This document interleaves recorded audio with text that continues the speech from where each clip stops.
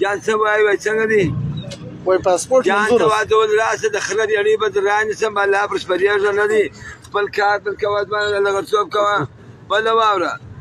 په عزت په ځواني دا درې میاشتې دي پراکه دا د غند زور بچی دغه چې بودی دیږي انور الحق یا انور الله کې زغلوم دا بل چې ته وایي دا درې میاشتې نگرانی دا معنا د غند زور لاندې ژوند ګورلو نه مرته جان څه ولاګه کله کو نه دا الله کې څه کو نه دا بل څه کو